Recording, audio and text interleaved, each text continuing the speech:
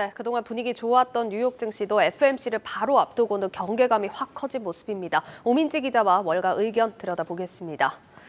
오 기자, 사실 아무리 괜찮은 것처럼 보였어도 FOMC 앞두고는 경계감이 너무 커진 모습입니다. 월가에서 경고 메시지가 쏟아지고 있다고요. 네, 맞습니다. 이 FOMC를 앞두고 시장에서는 사실 올해 들어서 이어졌던 상승 랠리에 대해서 차익을 실현하는 모습이 좀 두드러졌습니다. 네. 나스닥이 2% 가까이 빠졌고요. S&P 500도 1% 넘게 하락 마감하면서 FOMC에 대한 경계감이 한층 커졌습니다. 프린서플 애셋 매니지먼트는요. 시장이 2주간 강한 랠리를 보였지만 FOMC가 다가올수록 시장이 좀 신중한 모습이라고 설명했습니다. 또 나스닥이 큰 폭을 보인 만큼 기술주를 중심으로 하락세가 뚜렷했는데요.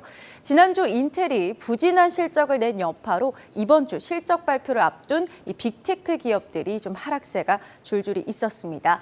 애플이 2.01% 빠졌고요. 알파벳도 2.45%, AMD가 3.91%로 4% 가까이 빠졌습니다. 예. 엔비디아 역시도 5.91% 빠지면서 6% 가까이 낙폭을 키웠습니다. 네, 여기에 더해서 반도체주들 같은 경우는 바이든 행정부가 미국 반도체 기업들과 중국 화웨이와의 거래를 전면 금지하는 방안을 검토하고 있다. 이런 소식도 전해지면서 반도체주들 하방 압력 요인으로 크게 또 작용을 했습니다. 지금 보면 FOMC 경계감에 기술주 압박이 더해져서 오늘 시장 낙폭이 이랬다라는 건데 사실 최근에 FOMC 경계감이 좀 사라진 분석들이 많이 나왔고 시장 반응도 그랬다 보니까 오늘 흐름이 좀 당황스러운 분들도 많으신 것 같아요. 네, 맞습니다. 좀 의외의 반응이다라고 생각하시는 분들도 계실 텐데요. 예. 사실 말씀하신 것처럼 기존에는 이 인플레이션이 잡힐 것으로 시장이 기대하면서 연준도 금리 인상에 브레이크를 걸 것으로 봤습니다.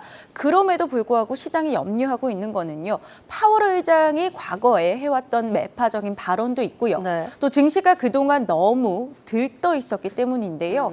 1월에 증시가 랠리를 보이면서 뜨거워졌고요. 파월이 이제는 시장에 제동을 걸지 않겠냐 이런 관측이 나오는 겁니다. 월가에서도 파월이 증시에 찬물을 부을 것이다 라는 전망을 속속 내놓고 있습니다. 뱅크 오브 아메리카는 파월은 이미 뜨거운 시장에 기름을 더 붓고 싶지는 않을 것이다 라면서 이번 회의에서 매파적인 메시지를 내놓을 것으로 봤습니다. 또 US뱅크의 선임 투자 전략가도요. 연준이 한동안 고금리를 유지할 것이라는 전망이 증시 랠리를 약화시키고 있다고 설명했는데요. 그러면서 시장의 피봇, 즉 통화정책 전환 기대와는 달리 연준이 당분간은 긴축을 유지하겠다는 입장을 재차 강조할 것이라고 덧붙였습니다. 그러니까 연준이 이번에 매파 행보를 더 이어간다는 건 사실 금리 인상 폭에 대해서는 어느 정도 기정사실화된 부분이 있기 때문에 이 부분 말하는 건 아닐 것 같고 정확히는 어떤 의미로 좀 해석을 해야 될까요? 네, 말씀하신 것처럼 이번에 큰 폭으로 금리를 인상하지는 않을 것으로 보입니다. 네. 대신에 금리 인하에 대한 기대감을 낮추는 방향으로 나올 가능성이 높습니다. 시카고 상품거래소 패드워치에 따르면 채권 전문가 99.1%, 거의 대다수가 그렇네요. 이견 없이 25bp가 인상될 것으로 보고 있습니다. 이 과거와 달리 베이비 스텝으로 이어갈 것으로 보고 있는 거죠. 이 온라인 증권 중개사인 이 XM에서도요. 수석 투자 분석가가 연준이 낮은 폭의 금리 인상을 단행하는 동시에 투자자들에게는 이 긴축의 사이클이 아직 끝나지 않았다. 이런 메시지를 상기시킬 것이라고 예측을 했습니다. 그리고 올해 말에 금리 인하가 있지 않을까 하는 이 시장의 기대감 역시도 꺾을 것으로 봤습니다. 또 블룸버그 통신도요. 연준이 25bp로 금리 인상의 속도는 늦추겠지만 금리 인상을 중단할 것이라는 신호는 보내지 않을 것으로 본다고 분석했습니다. 네, 그러니까 이번 FOMC 끝나고 파월 의장의 입에 모든 게 달렸다라고 해도 과언이 아닌 상황인 것 같은데 그러면은 이번에 연준이 어떤 방식으로든 매파적인 신호를 전달한다면 시장 반응은 어떻게 될까요? 일단 25bp가 인상될 것이라는 것에 대해서는 시장에서 어느 정도 선반영을 해왔고요. 예. 또 지난밤에 다소 시장이 주춤했기 때문에 어느 정도는 좀 소화가 됐을 것이다라는 게 전문가들의 의견입니다.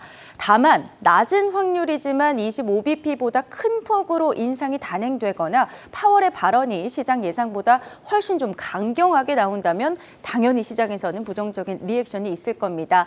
마켓워치는요, 파월 의장이 매파 발언을 강하게 하게 되면 금융시장은 빠르게 경색될 것이라면서 이 채권 수익률은 오르게 되고 기술주는 떨어지고 달러화가 강세될 것이다. 기존에 했던 반응 이대로 이어질 것이다라고 다시 돌아갈 설명을 거다 이런 얘기네요. 네, 했습니다. 매파 행보가 사실은 시장에 타격을 줄 수 있기 때문에 2월 장세에 대해서 특히 좀 주의할 필요가 있다. 이런 메시지도 이어지는데요. 예. 모간 스탠리의 마이클 윌슨 수석 전략가는요. 연준과 싸우지 말라는 이 투자의 기본 원칙을 지금 현재 투자자들은 잊은 것 같다라고 발언을 했습니다. 그러면서 다가오는 FOMC에서는 이를 상기시키게 될 것이라고 경고의 메시지를 던졌습니다. 네, 그런데 사실 이제 연준도 시장도 가장 중요하게 보는 건 결국은 인플레이션입니다. 결국은 이걸 잡기 위해서 이 모든 과정이 진행이 되는 건데 네. 사실 요즘 월가 분석을 보면은 최근에 인플레이션이 어느 정도 잡혔다 이런 분석도 많았습니다. 그런데 아직 좀 낙관하긴 이른 걸까요? 네, 여전히 설왕설래가 있다라고 말할 수 있겠습니다. 인플레이션이 최근에 둔화되는 움직임을 보여준 건 사실입니다. 다만 단정 짓기에는 시기상조다라는 의견도 많은데요. 이 크리스토퍼 윌러 연준 이사는요. 최근에 이 낙관적인 데이터는 사실상 속임수다라고까지 이야기를 했습니다. 여기에 빠지면 안 된다고 경고하면서 금리 인상을 중단하기 위해서는 최소 6개월치의 증거는 좀 확인할 필요가 있겠다고 발언을 했습니다. 아직은 인플레이션이 잡혔는지 확답할 수 없다라는 거죠. 또 증시가 최근처럼 랠리를 보이는 등 들뜨게 되면 자산 시장이 완화되면서 인플레이션이 다시 튀어오를 수도 있다는 점 역시 연준이 신경 쓰고 있는 부분일 겁니다. 투자은행인 브린 캐피털은요, 개인 소비 지출인 PCE의 이 가격 지수를 봤을 때 연준의 통화 정책이 현재까지 목표까지는 여전히 달성하지 못한 상황이라고 분석했습니다. 그러면서 통화 정책을 섣불리 완화했던 과거 1970년대의 실수를 되풀이하지는 않을 것으로 보인다라고 설명을 했습니다. 네, 그러니까 의견을 보면은 인플레이션 관련해서는 낙관적인 데이터는 맞긴 맞다. 그렇지만 신중할 필요가 있고 들뜨지 마라가 좀 핵심인 것 같습니다. 그러면 여기에 좀 연장선에서 경기 침체 관련해서는 월가 시각이 좀 어떻습니까? 일단 경기 침체를 피할 수는 없을 것이다라는 거는 모두가 좀 공유하고 있는 의견입니다. 하지만 작년 말에 비해서는 그 시기가 조금은 미뤄지는 관측인데요. 올해 하반기로 미뤄질 것이라는 관측이 나오고 있습니다. 글로벌 투자은행인 파이퍼 샌들러는요, 올해 하반기부터 이 경기 침체가 가시화될 것으로 봤는데요. 상반기에는 영향을 좀 체감하기 어렵더라도 하반기에 오는 이 경기 침체 1970년대와 유사하게 최악의 위기와 비슷할 것이다 이렇게 전망을 했습니다. 또 HSBC의 수석 멀티자산 전략가도요, 올해 상반기는 컨센서스보다 좀 나은 성장을 보여줬다라면서 긍정적인 평가를 내놨습니다.